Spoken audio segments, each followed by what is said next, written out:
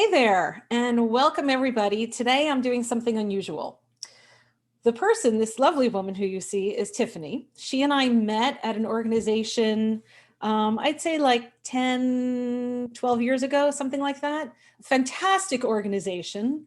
I was already teaching compassionate management at the time. That's why I was brought in. I got nowhere because it was a fear-based culture and departed shortly thereafter. But I always felt that Tiffany had this wonderful light and we stayed in touch, and I'm really happy about that. The other day Tiffany and I were talking and I was like, wait, I gotta interview you because what you're saying is so beautiful and important. So here we are. Welcome, Tiffany. Thank you. I'm about to say your last name. Oh yes, you can tell. Tiffany Ashitey, welcome. It's a pleasure to be here. Thank you for having me. Yeah, I'm so excited to just continue the conversation that we've been having that I feel like more people need to hear. Yes. So I wanna dive in and say, so when we met those 10, 12 years ago, Mhm. I was already older, had had a lot of experience, was already teaching compassionate management, walked in the door and was like, what? What was your experience like at that place? And how, what stayed with you, and how do you show up as yourself now in your career? You're so much more advanced and accomplished. Actually, can you just tell us a little bit about who you are and what you bring to the world? Sure. So I currently work in podcasting. I've been in the podcasting industry now for about 4 years. Most recently, I was the executive producer of podcasts at Essence. I've gone on to produce other shows for other people, other creatives, and moving more so into the business side of podcasting. Um, so before that, I was running my own agency. A partner and I, we were running our own digital agency. We did that for 5 years. So definitely been in this digital space now for over a decade. Since, like you said, since we both met and left that organization, definitely have been just doing a lot of different creative things within the digital space. So some accolades, some nominations, some awards, but all in all, the work has stayed the same. And the thread that I see throughout everything you do is that you bring your heart to it. Thank you. Yeah, Thank you. so I don't keep in touch with people for that many years if I don't feel that connection, Yeah. because who has time for that? You know what I'm saying? There is not So enough time to be yeah, wasting. yeah, we need to surround ourselves with good energy. So Yeah. tell me, how do you show up as your capital S self in in your work world today, and also in your personal world, if you want to share? Sure. So honestly, I, Yeah, I that's joke good. with my we'll start with the honesty. I joke with my friends and I say it's honestly just harder to fake stuff. Like I don't have the mental capacity. I don't have the capacity to try to be somebody else, because when you try to be somebody else, you have to keep up, right? You have to keep up the arrears and the impressions of what people think you are. Like who you meet me at work, who you meet at on a date, who you meet as a friend, it's the same person. There are flaws. Like this is not me claiming to be perfect by any means, but what I am is consistent. And so, there's pluses and minuses to that. And, I'm definitely working on the minuses, but it's exhausting to try to be someone else you're not. Now, to that point, I understand that you don't necessarily reveal all of yourself the minute you meet somebody. So, um, I've I grew up as an only child, and so I've been hanging around adults my entire life, and Wow.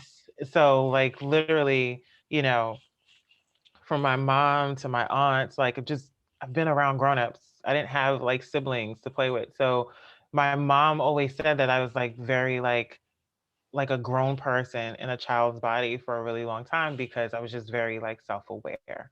And so aware of things happening around me, aware of people's personalities and character, and just, unafraid to speak up and speak out because of it. It Um, sounds like you had strong women role models specifically. Definitely, definitely, definitely did. That is, So can we speak a little bit to your experience as a woman? yeah. So my mom and my maternal side is from the South. They're from North Carolina. And her and all her sisters moved up here years ago, but they all have always been very like strong, independent, but family oriented people. Like my one aunt is the one that bakes cakes from scratch, and everybody comes over to, for the holidays because, her house is just that place. My other aunt is just the one that's always like speaking up and defending people that aren't necessarily using their voice. My Mm, mom, she's the youngest of, I believe, eight. She's the youngest of eight. And even though she was the youngest, she's never been one to like shy away from standing up for herself or speaking up for herself. She's never needed anyone to speak up for her. She doesn't care if you are a 7-foot giant, if you are the, leader of a country, or if you're just, a regular CEO. If she has something to say, she's going to say it to you. She's not disrespectful, but she's just unafraid. and is Um, that where you get your courage to show up as yourself? I definitely believe that a lot of it comes from that. I think some of it also comes from my own experiences, but it helps to see it in somebody else. So then Mhm. you know what's possible. It's harder, not impossible, but it is harder to set standards for yourself when you don't see it mimicked in other people, Yep. whether virtually, like, on in television and entertainment, or intimately in your household. It's Mm. just harder. Yep. So I definitely know that I pulled some of that from her. So you said to me the other day, "We've been sold a forest." And I said, "What?" And then you explained it to me. So can you share? You said specifically, we women have been sold a forest. Yeah. So since what I teach is compassion and self compassion, which weaves through work and every area of your life, I was very excited to hear what I consider to be a kind of a new way of talking about um, taking care of ourselves.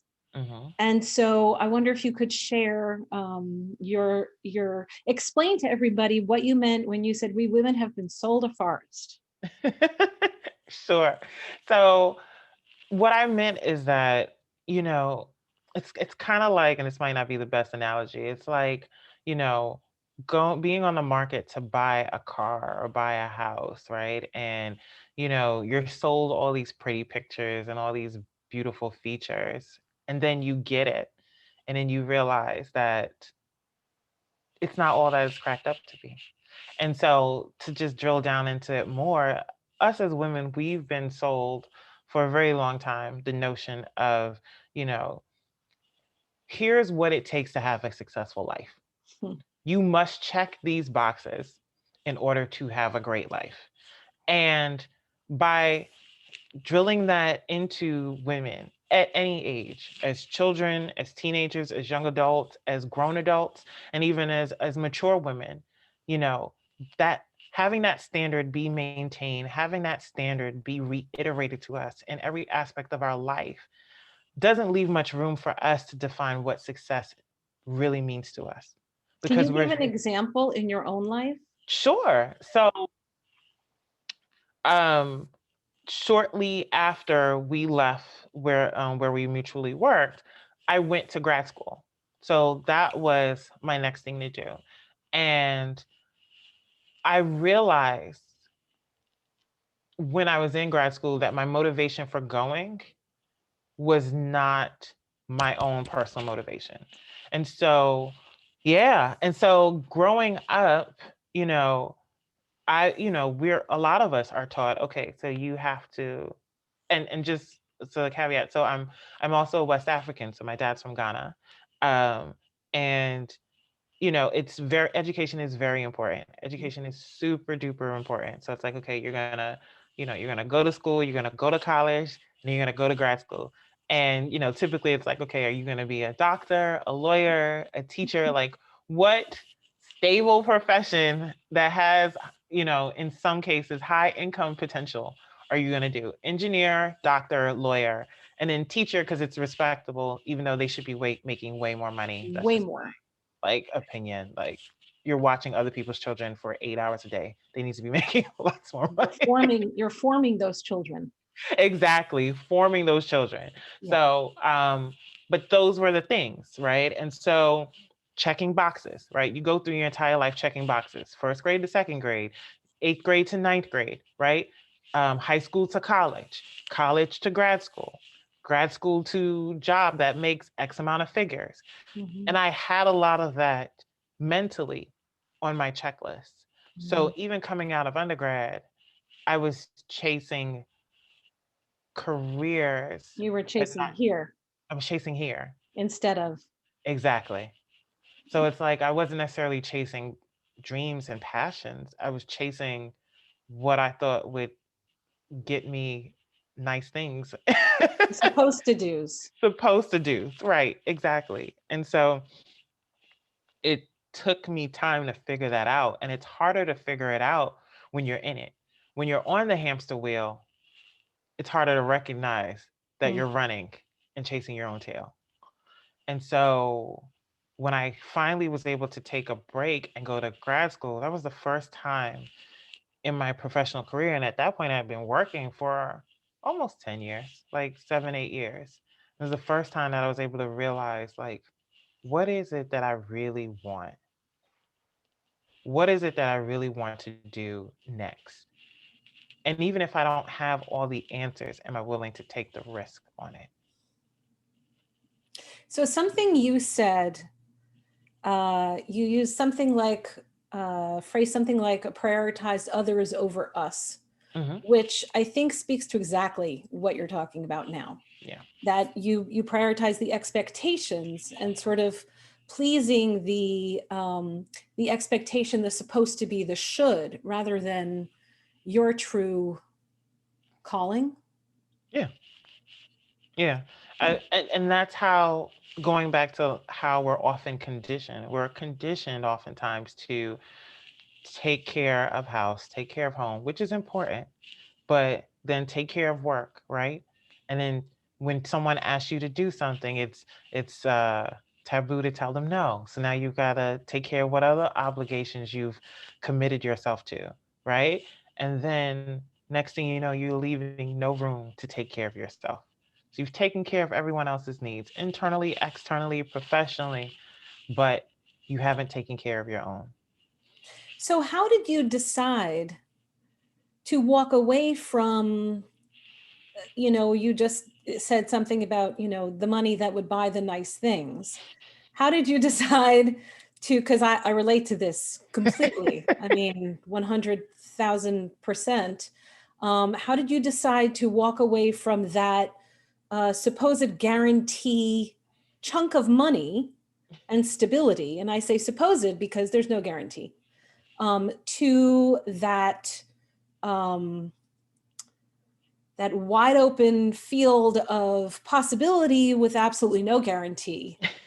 So in fact, there's no guarantee either way, but how it looks externally. I mean, Hmm. that's what we're talking about, is living externally versus living internally. Right, right. So how did you make that leap? How did you decide to make that shift? To be honest, part of that decision was made for me, in the sense of, like we said, when we left, and I went to grad school and I was able to just reflect. That wasn't my intent of going to grad school. My intent of going to grad school was to get the degree so I could get another higher paid job. It was like, okay, we want to increase our income potential by X percentage. This is what we need to do. Like, I had a formula. It's Right. X times Y equals this. And Oh, so, that formula. Yeah. but it was only after going to grad school, and while I was in grad school, I went to live in London for a few months as part of a study abroad program. And it just allowed me to slow down, allowed me to see that life was so much bigger than what I thought my world was. Oh, say that And again. Say that again. life is so much bigger than what you think your world is. Mm. It's exponentially bigger.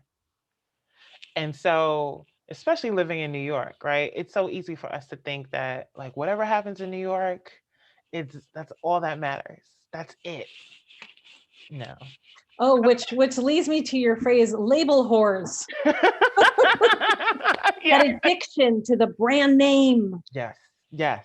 That's as oh, opposed to the world is so much bigger. so much bigger.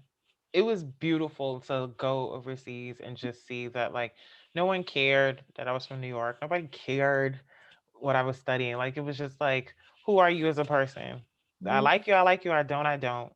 Keep it moving. And if we don't like each other, that's okay too, because there are billions of people out here. Everyone doesn't have to like you. You don't have to like everyone.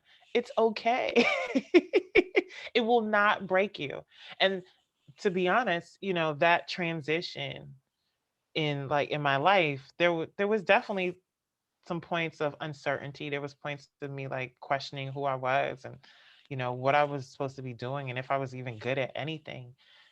And being able to see outside of myself, see outside of my typical world, and really see the potential of who I could be, and that it's okay to make mistakes because if you make mistakes here, you can go and try again somewhere else. Mm-hmm.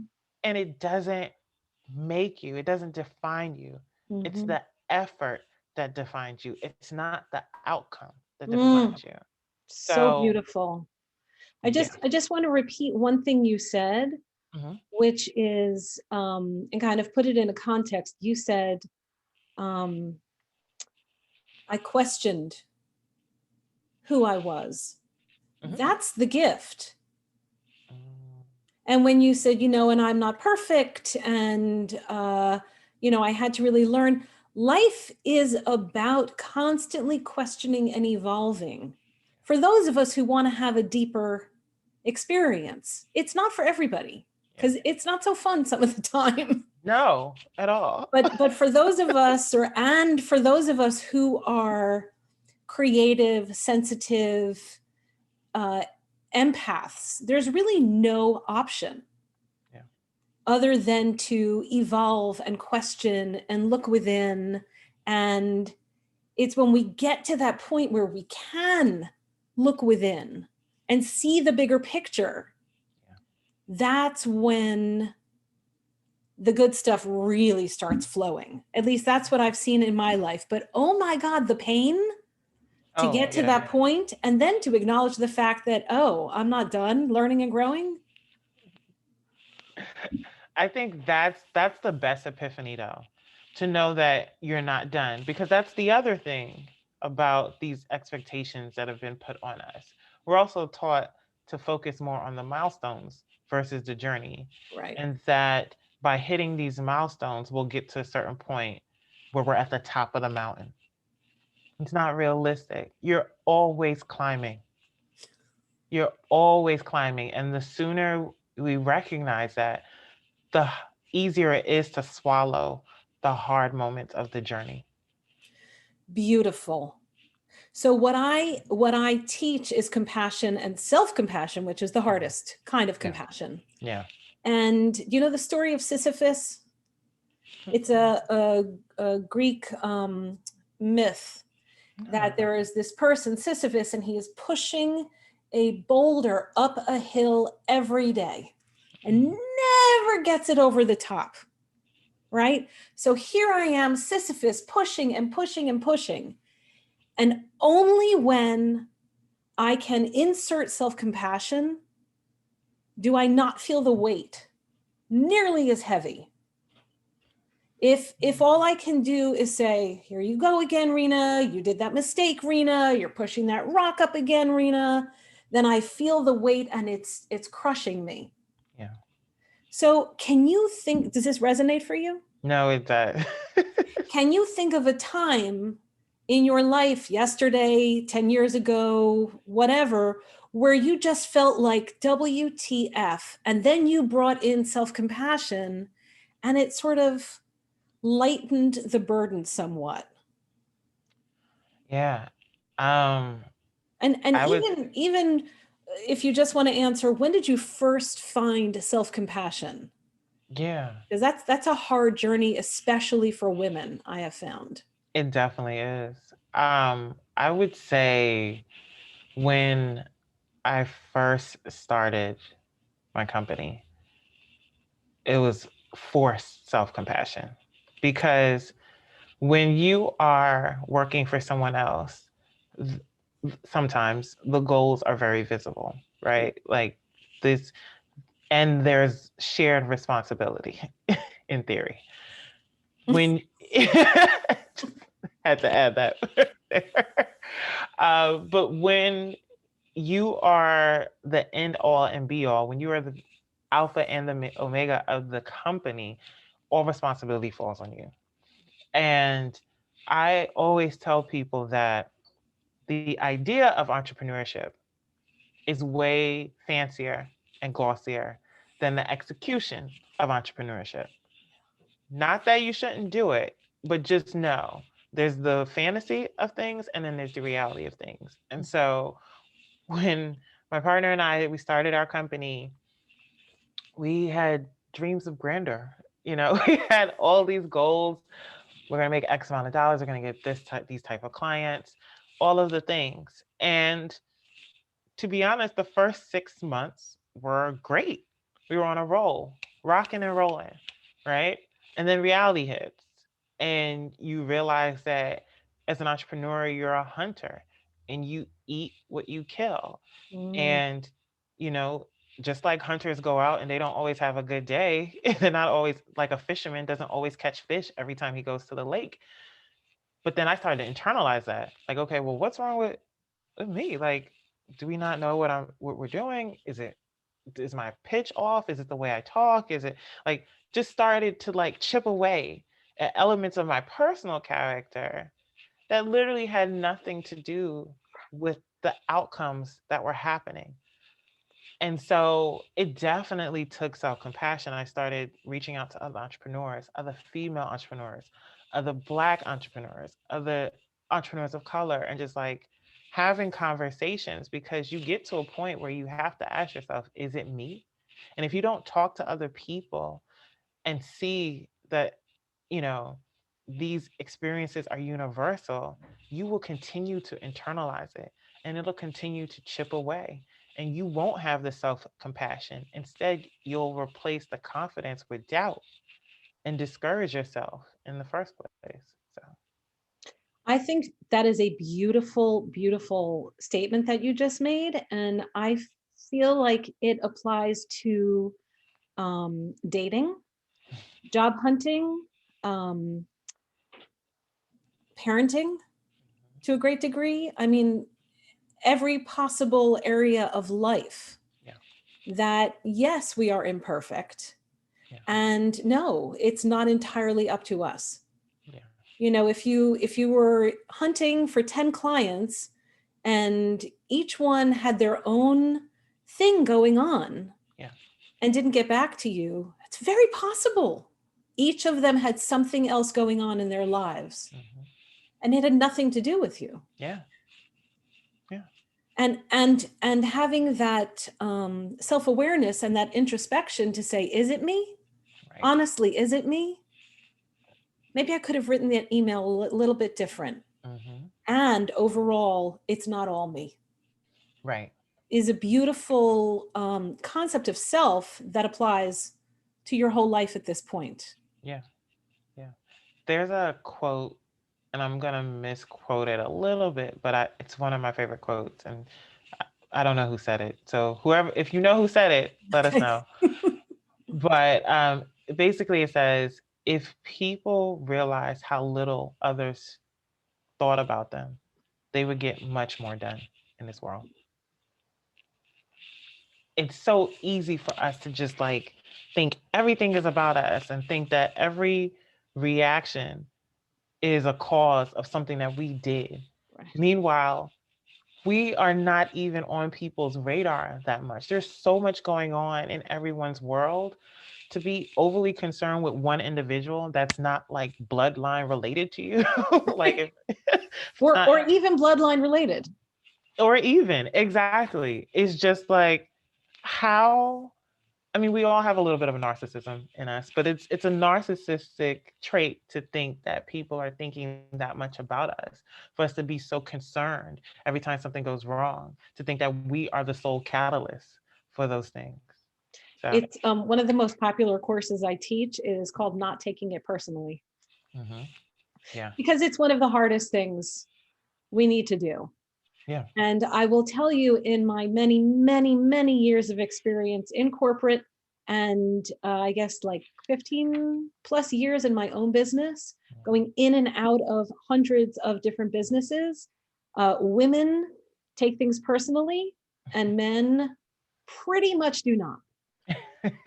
I sat in a meeting when I worked in a company, a very high profile label company. It was a great company, actually. And I sat there in the meeting with um, the chief financial officer and the controller and me, because I was running operational efficiency at the time. And these men, they were two men, they went at each other, cursing, and I mean, like, I would not talk to anyone in this way. And I just sat there like, oh my God, I want to disappear. How do I just get up and leave the room? But we had to accomplish stuff. We were talking about, budget and yeah. stuff. And at the end, one of them turned to the other and said, all right, golf on Saturday. And the other one was like, yeah, sure. Absolutely. And my jaw, the whole world heard my jaw hit the floor. So I know I'm stereotyping. And stereotyping exists for a reason. I have never experienced men in my career feel things personally the way women do.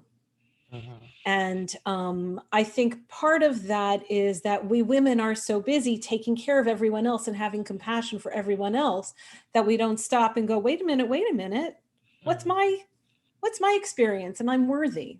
Yeah, So yeah. I wonder if you wanted to speak to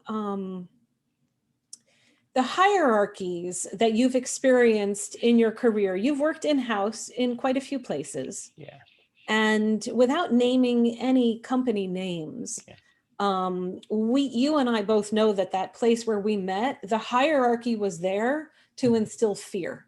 yeah, And it was used to instill fear. yeah. And so and I have, what I teach is a hierarchy that nurtures Mhm. connection and communication and collegiality and creativity and productivity. And Yeah, that's a compassionate management hierarchy. yeah. So can you speak to what you've seen in your career and what you see as, I don't know, what do you want to say on that subject? I so I think that hierarchy gets a bad rap. I think that a lot more places, and the thing is, I've worked in house places, I've freelance places, like I've just I've I've been a lot of different places throughout my career. I think part of it is just the nature of working in like media or entertainment and being a creative. You just end up a lot of places and you're like, oh, how did I get here? And so um and in those instances, and even talking to like peers and colleagues of mine, hierarchy can work if it's done with organizational strategy and not ego. That's beautiful. And so, at the end of the day, titles exist for a reason. Obviously chain of command happens for a reason. But I've also seen some organizations that are for the most part flat. So the title is there, but the openness and the line of communication is very flat. So someone who's junior can connect and reach out to someone who's super senior without any judgment, without any fear. Um, so I do believe that like organizations that are more flat and create that culture of openness create opportunities for growth and innovation, because you never know where the next big idea is going to come from. And Mhm. if you rely too heavily on that hierarchy, you could potentially end up stifling your own organization. Absolutely. And I've definitely seen like innovation come when people from not just interdepartmentally, but from top to bottom of the org chart get in a room and just like start talking. Call out to Gen Z and millennials. That's all I have to say. They are changing the world for the better. Absolutely, absolutely. And Love, love, love working with them. I love working with Gen X and boomers, everybody. yeah, And Gen Z and millennials are changing the the world. workplace and Yeah, the whole world for the better. absolutely. And I think it works both ways, right? So, rewind the clock 20, 25 years, and that hierarchy was like ingrained. So Fear-based management, right. 100%. And so the assumption was, if you're a junior, you have nothing to offer beyond what your current skill set is or what your current title dictates you are. Mhm. And if you're older, then you have all the wisdom. That's not the case. I think it's really important in this day and age that everyone realizes that they can learn from each other. Because just because you're senior in title, or just because you're at the top of the corporate food chain, does not mean that you can't learn. Life, technology, culture is moving at the speed of sound at this moment. It's so fast. It's moving so fast right now. Right. You cannot rely on your own personal expertise and knowledge to get by. You have to lean across and lean up and lean down and lean everywhere Everywhere. to be able to grow, Right. period. So, You are just such a wonderful person. I'm so grateful to be able to interview you. And I feel we need to wrap up because I know we both have other commitments. And so I'm wondering if there's anything you want to add to just close out this really wonderful and generous conversation. this is really good conversation. Rena, every time we talk, it's just a session. It's just a good vibe every time we talk. um, I can definitely expand on the label whores phrase if If you you'd want. like, go for it. Yeah. So I do believe that, especially in our capitalist society, we tend to dictate our lives based on labels. Whether it's the clothes we wear, Mhm. the companies we work for, the Mhm. schools we go to, they're Mhm. all labels, right? Oh, Married, right. parent, Exactly. so So many many labels. labels. So many labels. Like one of my, when I was early in my career, I would hate going to networking events for one reason. Like I love to socialize, but I would hate the question of people saying, "Well, what do you do?" Mm. Because Instead of who are you? who are you? Right. Because literally in that person's mind, that defined whether or not they wanted to keep having a conversation with you or not. Right. It's just like, Well, because it was coming from a place of how can you help me with my career? correct. Rather than, hey, do you want to connect as two human beings? Exactly. And so that's what I mean by, we're all conditioned to be label whores because we're defining ourselves by these labels when we're so much more. We're so much deeper than that. Mm. But if we don't allow ourselves and if we don't allow other people to get that out and allow that part of themselves to be seen, we're continuously going to keep defining each other by these labels that are temporary at best Mm. and insignificant at most. Oh, So that's it. absolutely articulate and generous and spot on. Thank you. Thank you. Always a pleasure. Happy to be Always. here. All right. So I'm sorry to everybody who doesn't get to talk to Tiffany every week because I can. And I always learn and grow and feel a connection. And I appreciate so much you sharing your truth and your self-compassion and your authenticity with everybody today. And just so much thanks to you. Thank you for having me, Rena. Take Amen. care. Bye. Bye.